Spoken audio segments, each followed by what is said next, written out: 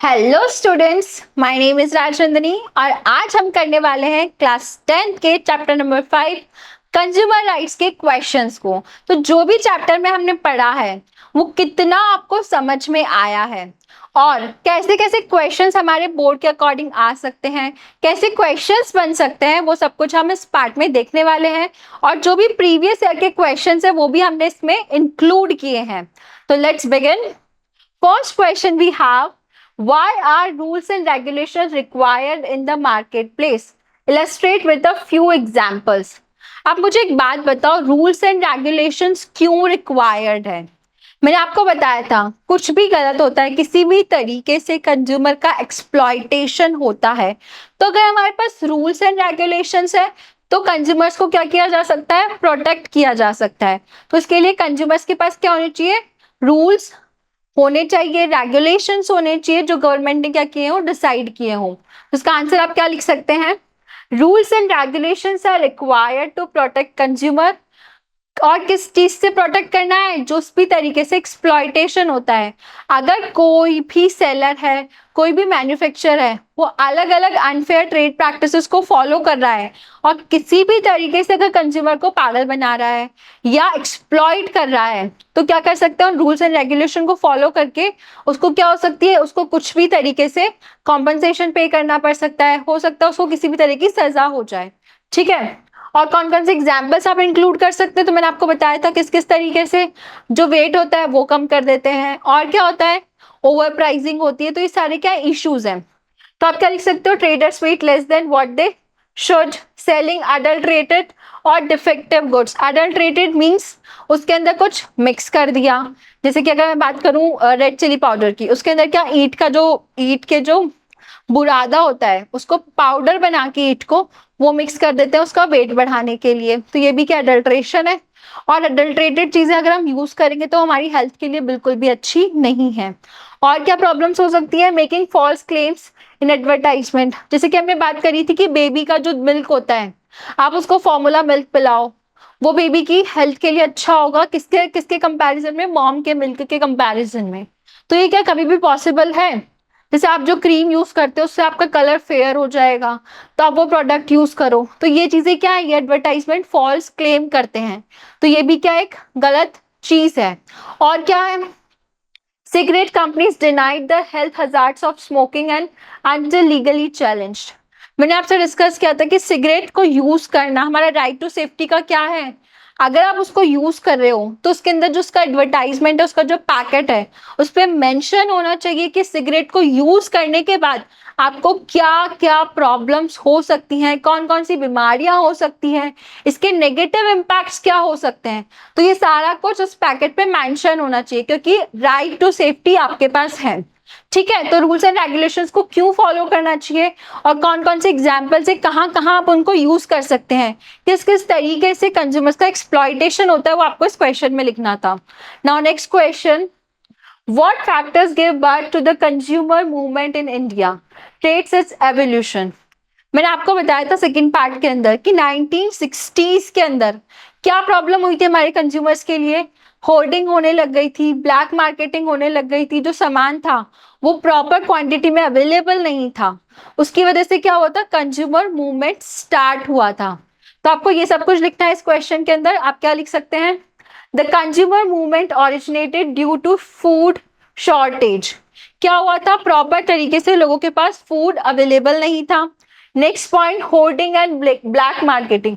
Hoarding मतलब क्या होता है? जैसे कि अभी अगर मैं बात करूं कि आलू का जो प्राइस है, अभी आलू का प्राइस क्या है? 30 रुपीज पर केजी है। आपको एंटिसिपेट कर रहे हो आप कि आज नहीं तो कल, आज के 2 महीने बाद या 1 महीने बाद जो ये आलू है, जो पोटैटो है, इसका जो प्राइस है वो इंक्रीज हो जाएगा। मे बी ये 50 रुपीज हो जाए, 40 रुपीज पर केजीज हो जाए। तो आपने क्या किया? आपके जितना भी आपका जो प्रोडक्ट था वो आपने अभी नहीं बेचा, आपने उसको रख लिया और आपने वेट किया कि जैसे ही प्राइस हाइक होगा मैं इसको क्या कर दूंगा? सेल कर दूंगा। तो ये क्या होता है? होर्डिंग का पार्ट होता है, होर्डिंग और ब्लैक मार्केटिंग का। Adulteration of food and oil. अब क्या किया आपने? अपने फूड का आपने अपने फूड का वेट इंक्रीज करने के लिए उसमें अडल्ट्रेशन किया, उसको और अच्छा दिखाने के लिए उसमें कुछ भी प्रोडक्ट्स यूज कर दिए, और ऑयल के अंदर आपने कुछ ऐसा मिलाया, जैसे कि अगर हम बात करें नॉर्मली मूंगफली का तेल है उसमें आपने पाम ऑयल मिक्स कर दिया, तो आपने अलग अलग तरीके से अडल्ट्रेशन किया। तो ये क्या हुआ, ये प्रॉब्लम्स होने लग गई थी 1960s के अंदर, किसमें, इंडिया के अंदर। और initially 1960 consumer groups forced on awareness campaigns.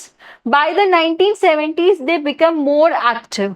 1960s में तो प्रॉब्लम स्टार्ट हुई, फिर 1970s में बहुत सारे ग्रुप्स बन गए थे, 1960s से बनना स्टार्ट हो गए थे, बट 1970s में आकर क्या हुआ था, ज्यादा एक्टिव हो गए, और जितनी भी माल प्रैक्टिसेस हो रही थी, गलत प्रैक्टिसेस हो रही थी, उनको ज्यादा चेक किया जाने लगा।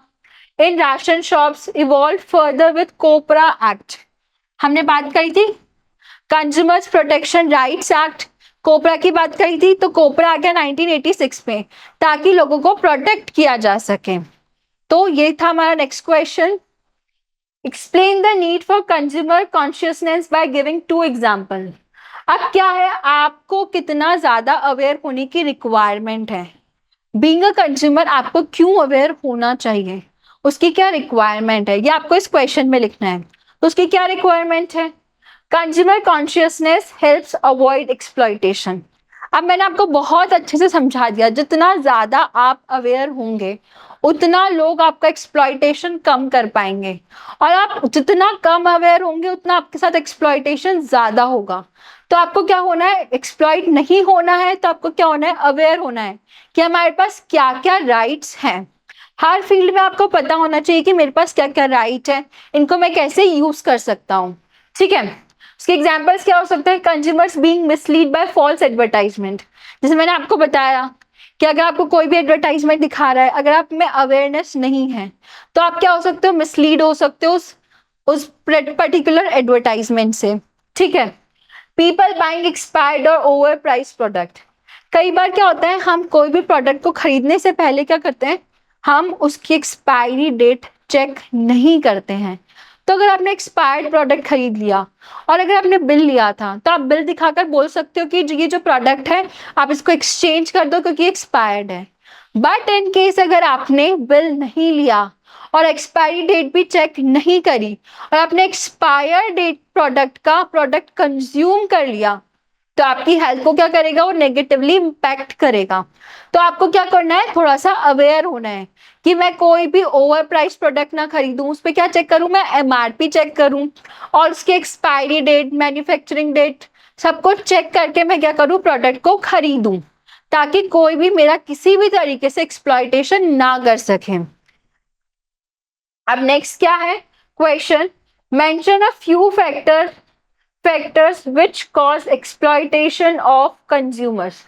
अब कौन कौन से जो फैक्टर्स हैं जिसकी वजह से कंज्यूमर्स का क्या होता है, एक्सप्लॉइटेशन होता है। तो कौन कौन से फैक्टर्स हैं, हमने भी बात करी है, जैसे कि ओवर प्राइसिंग हो गया, जो एक्सपायर डेट का प्रोडक्ट यूज कर लिया, और जो वेट था उससे कम वेट पर अगर आपको प्रोडक्ट बेच दिया, तो ये क्या एक्सप्लॉइटेशन का एक तरीका है। तो फॉल्स और मिसलीडिंग एडवर्टाइजमेंट हो गया, और क्या लिख सकते हैं आप, डिफेक्टिव और अडल्टेटेड गुड्स दे दिए आपको।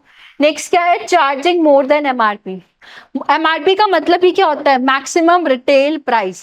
मैक्सिमम मतलब इससे ऊपर आपसे क्या, आपको प्रोडक्ट नहीं बेचा जा सकता है। तो ये मैक्सिमम प्राइस है, इससे ऊपर आपको प्रोडक्ट नहीं बेचा जा सकता, तो एमआरपी से ऊपर किसी भी प्रोडक्ट को सेल नहीं कर सकते हैं। और लैक ऑफ अवेयरनेस, आप अवेयर नहीं हो चीजों के लिए, ये भी एक बहुत बड़ी प्रॉब्लम है।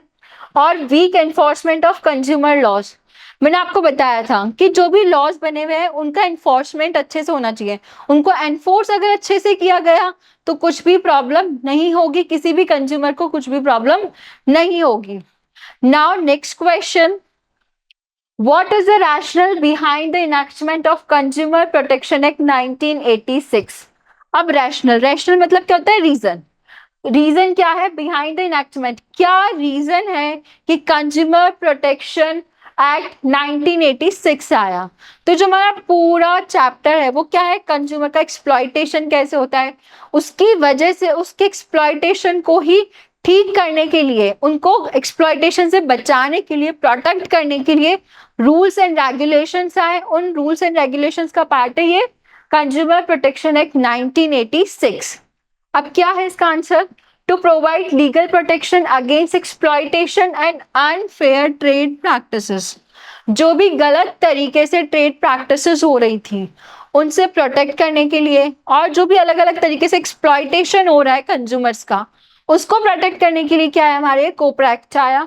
And to empower consumers through a structural redressal system, और लोगों को अवेयर करने के लिए, एम्पावर करने के लिए कि आपके पास रिड्रेसल सिस्टम है। और मैंने आपको बताया था रिड्रेसल सिस्टम 3 लेवल्स पे है। कौन कौन से 3 लेवल्स पे है? डिस्ट्रिक्ट लेवल पे, स्टेट लेवल पे और नेशनल लेवल पे। तो लोगों को अवेयर करने के लिए, उनको स्ट्रक्चर्ड वे में लोग चीजों को डिलीवर करने के लिए क्या आया था? ये एक्ट आया था। Now next question, describe some of your duties as consumers if you visit a shopping complex in your locality।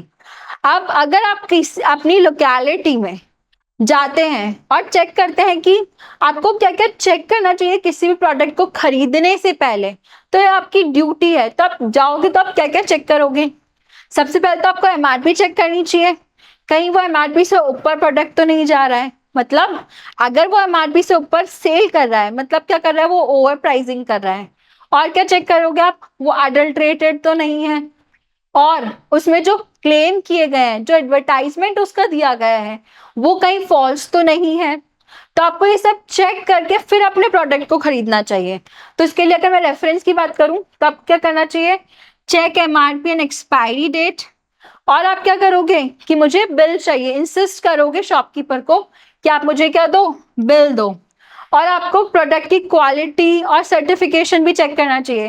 जैसे कि अगर हम प्रोडक्ट्स की बात करें तो वो आईएसआई मार्क्ड है या नहीं है। अगर हम किसी भी एडिबल थिंग की बात करें जो हम कंज्यूम करने वाले हैं, क्या वो एग मार्क है या नहीं है, ये आपको क्या करना है? चेक करना है। और refuse to be forced into unwanted purchase. अब क्या है, कई बार जैसे कि आप टूथ ब्रश लेने गए, उसमें है कि आपको टूथपेस्ट भी इसके साथ लेना होगा। अगर आपको टूथपेस्ट नहीं चाहिए तो आपके पास ये कंप्लीटली चॉइस होनी चाहिए कि अगर मुझे ये प्रोडक्ट चाहिए तो सिर्फ ये ही प्रोडक्ट चाहिए। आपके ऊपर फोर्स नहीं होना चाहिए कि इसके साथ आपको ये भी लेना पड़ेगा। ठीक है, आपको इसकी अवेयरनेस होनी चाहिए। अब launch complaints in case of unfair practices. अगर आपके साथ कुछ भी गलत हुआ है तो आपको कौन सा प्रोसेस फॉलो करना है और किस तरीके से आप कैसे कंप्लेंट्स को फॉलो कर सकते हो, तो ये आपको पता होना चाहिए। ठीक है, now next question, suppose you buy a bottle of honey and a biscuit packet, which logo और mark you will have to look for and why. आप देखो, हनी है, खाने की चीज है, बिस्किट पैकेट है, ये भी खाने की चीज है, तो कौन सा मार्क देखोगे? एडिबल चीजों के लिए आपको कौन सा मार्क देखना होता है? एग मार्क देखना होता है। ठीक है, look for Agmark for edible items and ISI for product quality. ठीक है, to ensure the product meet safety and quality standards. जो एग मार्क है और आईएसआई है वो क्या करते हैं? क्वालिटी स्टैंडर्ड्स को इंश्योर करते हैं कि जो भी प्रोडक्ट आप यूज कर रहे हो या कंज्यूम कर रहे हो वो आपके लिए कितना सेफ है और वो सारे स्टैंडर्ड्स को फॉलो करता है या नहीं करता है। Now next question, what legal measures were taken by the government to empower the consumers in India. कौन कौन से लीगल मेजर्स लिए गए हैं? तो मैंने अभी आपको बताया था कोपरा एक्ट बनाया था। कोपरा एक्ट में अलग अलग रिड्रेसल सिस्टम्स बनाए हैं अलग अलग लेवल पे। तो वो क्या है, आपको लीगली किससे प्रोटेक्ट करने के लिए? कोई भी माल प्रैक्टिसेस हो रही है उनसे प्रोटेक्ट करने के लिए। ठीक है, तो आपको कैसे लिखना है? कंज्यूमर प्रोटेक्शन एक्ट 1986 बना। ठीक है, इसके अंदर सब चीजें क्या कही गई है? लीगल तरीके से स्ट्रक्चर वे में आपको बताई गई है कि आप कंज्यूमर हो, अगर आपके साथ कुछ भी गलत होता है तो आपको कैसे प्रोसीड करना है, आपके पास कौन कौन से राइट्स हैं, वो किसने बताया है? कंज्यूमर प्रोटेक्शन एक्ट 1986 के अंदर। फिर formation of consumer dispute redressal commissions. मैंने आपको बताया था कि कंज्यूमर रिड्रेसल मैकेनिज्म बना 3 लेवल पे। क्या हुआ? डिस्ट्रिक्ट कोर्ट्स बने। अब कौन कौन से कमीशंस बने? डिस्ट्रिक्ट कोर्ट बना, स्टेट लेवल पे बना और नेशनल लेवल पे रिड्रेसल सिस्टम बना। फिर मैंने आपको बताया था कि धीरे धीरे करके इंटरनेट आने लगा। जब 1986 में ये रूल बना था तब तक इंटरनेट का यूज नहीं होता था। मतलब हम लोग चीजों को मंगाने के लिए, जैसे कि अभी अब मैं बात करूं ई कॉमर्स में का बहुत ज्यादा जमाना आ चुका है। ई कॉमर्स आपको कुछ भी चाहिए, आपको सिर्फ एक क्लिक करना है और वो प्रोडक्ट आपके घर तक आ जाएगा, ठीक है। तो पहले ई कॉमर्स वाला चलन नहीं हुआ करता था। तो अब क्या होता है, ई कॉमर्स की वजह से जो भी चीज़ हम ऑनलाइन ऑर्डर करते हैं, मंगवाते हैं, उसमें भी कई बार हमारा क्या होता है, एक्सप्लॉयटेशन होता है। तो 2019 के अंदर इस एक्सप्लॉयटेशन को भी एड्रेस करने के लिए इस कोबरा एक्ट 1986 में क्या हुआ था, अमेंडमेंट हुआ था। तो amendments in 2019 including e commerce and mediation. Then right to information act, मैंने आपको बताया था आरटीआई एक्ट आया था, राइट टू इंफॉर्मेशन। आप जो भी प्रोडक्ट यूज कर रहे हो वो कितना सेफ है आपको यूज करने के लिए, आपकी इन्फॉर्म्ड चॉइस है या नहीं है।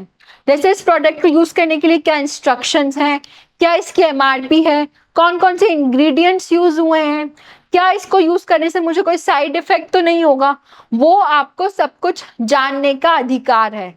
और वो किसके थ्रू आया था, राइट टू इंफॉर्मेशन एक्ट के लिए। अगर ये राइट टू इंफॉर्मेशन एक्ट है तो उससे क्या होगा, ट्रांसपेरेंसी इंक्रीज होगी। जो भी प्रोडक्ट यूज कर रहे हैं हम, कितना सेफ है वो हमको पता पड़ जाएगा। आई होप आपको बहुत अच्छे से समझ में आ रहा होगा कि किस किस तरीके से आपको आंसर्स को लिखना है, फ्रेम करना है, ठीक है। Now next question, mention some of the rights of consumers and write a few sentence on each. अब आपको क्या करना है, कंज्यूमर्स के राइट्स के बारे में लिखना है और कुछ कुछ सेंटेंस लिखने हैं।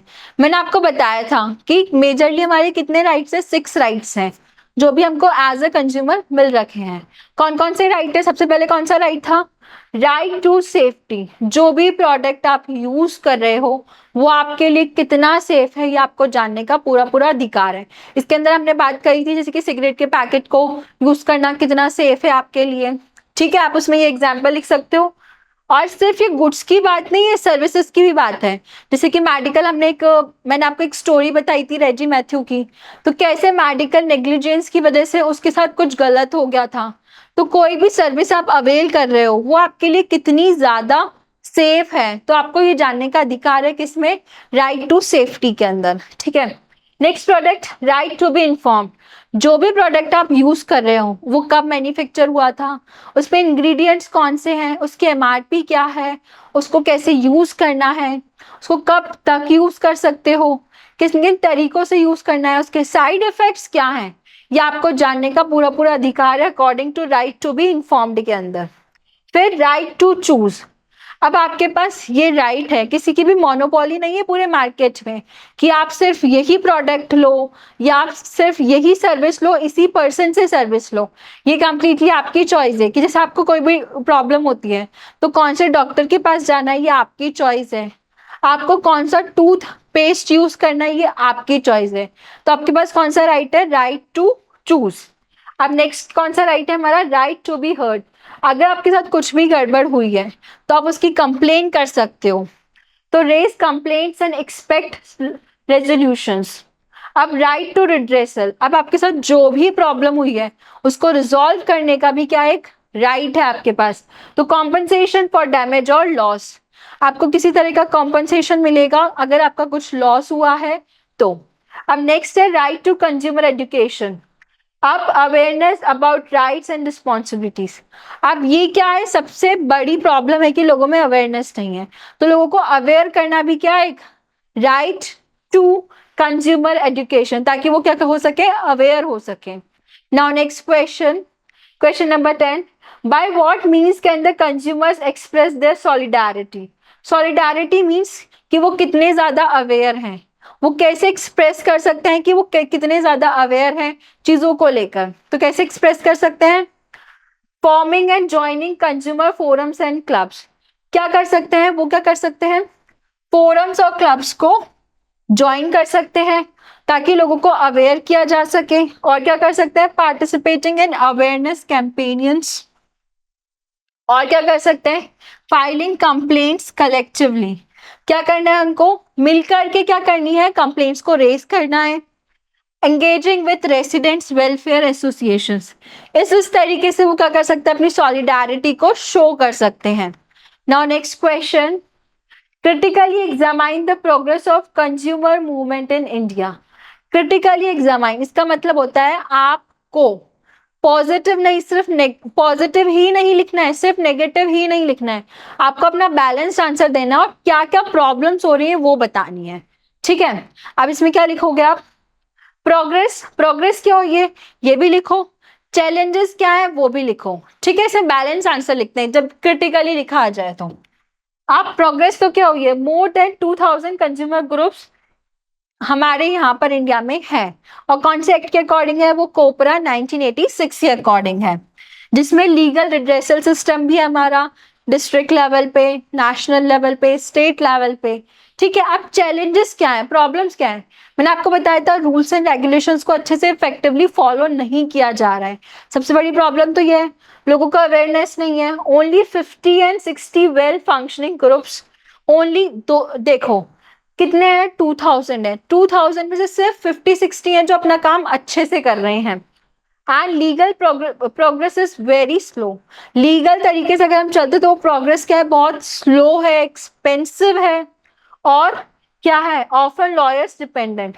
मैंने आपको बताया था कि आप अगर कंज्यूमर रिड्रेसल मैकेनिज्म में जाना चाहो, डिस्ट्रिक्ट लेवल पे जाकर आप खुद को रिप्रेजेंट कर सकते हो, बट कई बार क्या होता है वहाँ पे लीगल टर्म्स आ जाती है जो आपको पता नहीं होती हैं, तो आपको किसकी हेल्प लेनी पड़ती है? आपको हेल्प लेनी पड़ती है लॉयर की, और वो कंपैरेटिवली बहुत क्या होता है, कॉस्टली प्रोसेस होता है।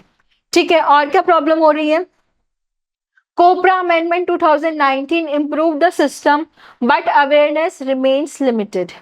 अब क्या है, 2019 ने बहुत सारी चीजों को चेंज किया है, कोपरा में अमेंडमेंट्स तो हुए, बट वो अमेंडमेंट्स कई सारे जो ऑर्गेनाइजेशंस हैं उनको भी नहीं पता है, कई सारे लोगों को भी नहीं पता है, तो अवेयरनेस की क्या है, बहुत ज्यादा कमी है। ठीक है, now question number 12, first is match the following. अब आपको क्या करना है, मैच करना है आंसर को। ठीक है, availing details of ingredients of a product, आप जो भी प्रोडक्ट आप उसके यूज कर रहे हो, आपके पास क्या राइट है, आपके पास राइट है कि वो कैसे बना है, तो ये किसके अकॉर्डिंग आता है, कौन से राइट के अकॉर्डिंग आता है, ये हमने पढ़ा था, तो ये है राइट टू इंफॉर्मेशन। कहाँ है राइट टू इंफॉर्मेशन? चलो इसको मैच कर दो इससे। अब नेक्स्ट है हमारा एग मार्क। मैंने आपको बताया था एग मार्क क्या है, जितने भी एडिबल प्रोडक्ट्स है, जो भी हम ऑयल वगैरह यूज कर रहे हैं उसके लिए क्या यूज होता है, एग मार्क यूज होता है। तो एग मार्क के लिए क्या होगा, सर्टिफिकेशन है एक तरीके का, और क्या है ये, certification of edible oil and cereals के लिए। अब accident due to a faulty engine in a scooter, अब क्या है, एक्सीडेंट किसकी वजह से हुआ है, फॉल्टी इंजन की वजह से यूज हुआ है, तो मतलब वो जो प्रोडक्ट यूज हो रहा था वो आपके लिए सेफ नहीं था, तो आपको ये जानने का अधिकार था किसके अकॉर्डिंग, राइट टू सेफ्टी के अकॉर्डिंग। तो इसका आंसर क्या होगा, ए। अब next question, district consumer commissions. अब हमने बात करी थी डिस्ट्रिक्ट कंज्यूमर कमीशंस क्या होती है, जो भी हमारे साथ कुछ प्रॉब्लम हो तो हम कहाँ जा सकते हैं, डिस्ट्रिक्ट कंज्यूमर कमीशंस में जा सकते हैं। तो ये क्या करती है, देखो, agency that develop standards for goods and services, नहीं, डीलिंग विद कंज्यूमर केसेस, तो ये किससे डील करती है, कंज्यूमर केसेस के साथ डील करती है। अब फूड फोर्टिफिकेशन क्या होता है, फूड फोर्टिफिकेशन हमने डिस्कस नहीं किया है, मैं आपको बता देती हूँ, छोटा सा कॉन्सेप्ट है। फूड फोर्टिफिकेशन क्या होता है, किसी भी फूड को एनरिच करना, उसके अंदर नरिशमेंट ऐड करना, जैसे कि आप अगर चावल खा रहे हो तो उसमें विटामिन ए को ऐड कर देना, ताकि अगर आप कंज्यूम कर रहे हो चावल तो उसके साथ आपको अलग से क्या मिल जाए, एक विटामिन भी मिल जाए, तो दैट्स कॉल्ड फूड फोर्टिफिकेशन। अब फूड फोर्टिफिकेशन क्या है, agency that develop standards for goods and services, no, global level institution of consumer welfare organisation, no, addition of key nutrients, मैंने आपको क्या बताया था, फूड के अंदर क्या होगा, की न्यूट्रिएंट्स को ऐड किया जाएगा, तो ये क्या होता है, हमारा फूड फोर्टिफिकेशन होता है। ठीक है, अब कंज्यूमर इंटरनेशनल, हमने बात करी थी कि इंटरनेशनल लेवल पे कंज्यूमर्स को प्रोटेक्ट करने के लिए क्या बना है, कंज्यूमर इंटरनेशनल बना है। तो ये क्या है, agency that develop standards for goods and services और global level institution of consumers welfare organization। तो क्या है कंज्यूमर इंटरनेशनल, कंज्यूमर इंटरनेशनल हमारी ग्लोबल लेवल पे जो लोगों को, कंज्यूमर्स को क्या करती है, प्रोटेक्ट करती है। ठीक है, लास्ट है हमारा ब्यूरो ऑफ इंडियन स्टैंडर्ड्स। अब ये ब्यूरो ऑफ इंडियन स्टैंडर्ड्स का क्या काम है? ये एक एजेंसी है जो डिसाइड करती है जो भी प्रोडक्ट हम यूज कर रहे हैं वो कितना सेफ है या नहीं है, जो सारे स्टैंडर्ड्स को डिसाइड करती है। ठीक है, क्या नाम है इसका? Bureau of Indian standards. तो इसका आंसर क्या होगा हमारा? डी। आई होप आपको बहुत अच्छे से क्लियर हुआ होगा। Now next question, say true और false, COPRA applies only to goods. क्या जो कंज्यूमर प्रोटेक्शन एक्ट है 1986 वाला, जो अमेंड हुआ था 2019 के अंदर, क्या ये सिर्फ और सिर्फ गुड्स पे लगता है? नहीं, हमने तो पढ़ा था ये गुड्स और सर्विसेज दोनों पे लगता है। ये स्टेटमेंट क्या हो गया? False. Now next statement, next question, India is one of the many countries in the world which has exclusive authorities established for consumer dispute redressal. तो क्या हमारी कंट्री में, क्या कोबरा के अकॉर्डिंग क्या हमारे पास कुछ लीगल राइट्स हैं और क्या कुछ कमीशंस बने हुए हैं जो हमको राइट्स देते हैं एज अ कंज्यूमर? तो बने हुए हैं, हमने पढ़े थे 3 कमीशंस है। कहाँ, कौन कौन से लेवल पे? स्टेट लेवल पे, डिस्ट्रिक्ट लेवल पे और नेशनल लेवल पे। तो ये स्टेटमेंट क्या है? कंप्लीटली करेक्ट है, true. Now next, when a consumer feels that he has been exploited, he must file a case in the District Consumer Commission. अगर उसके साथ किसी भी तरह का एक्सप्लॉइटेशन हुआ है तो क्या वो केस फाइल कर सकता है डिस्ट्रिक्ट कंज्यूमर कमीशन में? कर सकता है, that's true. Now next statement, is it worthwhile to move to consumer commission only if the damage incurred are of high value? अगर आपके साथ कुछ भी बहुत बड़ा कुछ गलत हुआ है या आपका अमाउंट बहुत ज्यादा है, क्या तभी आप कंज्यूमर कोर्ट में जा सकते हो, कमीशन में जा सकते हो? ऐसा कुछ भी नहीं है। अगर आपका छोटा सा भी अमाउंट है तब भी आप जा सकते हो। तो this statement is false. Now next, hallmark is the certification maintain for standardisation of jewellery. आपने अमिताभ बच्चन जी का एड देखा होगा जिसमें वो बोलते हैं कि अगर आपको गोल्ड खरीदना है तो गोल्ड कैसे वाला खरीदना है? जिसपे हॉलमार्क हो। हॉलमार्क क्या डिसाइड करता है? गोल्ड की प्योरिटी को इंश्योर करता है। तो हॉलमार्क क्या डिसाइड करता है? प्योरिटी को इंश्योर करता है। तो अगर गोल्ड की प्योरिटी की बात करें तो किससे इंश्योर होती है? वो हमारी हॉलमार्क के सर्टिफिकेशन से। तो क्या ये स्टेटमेंट सही है? ये स्टेटमेंट कंप्लीटली करेक्ट है। Now next question, the consumer redressal process is very simple and quick. क्या वेरी सिंपल और क्विक था या स्लो और एक्सपेंसिव था? तो स्लो और एक्सपेंसिव था, तो this statement is false only. Now next question, a consumer has the right to get compensation depending on the degree of the damage. ये स्टेटमेंट पूरी तरीके से ठीक है। कैसे ठीक है? आप डिपेंड करता है कि आपका कितना ज्यादा नुकसान हुआ है। अगर आपका ज्यादा नुकसान हुआ है तो आपको कॉम्पनसेशन भी उसके अकॉर्डिंग मिलेगा। तो this statement is true. So this statement is true. This is it for this part. Thank you so much.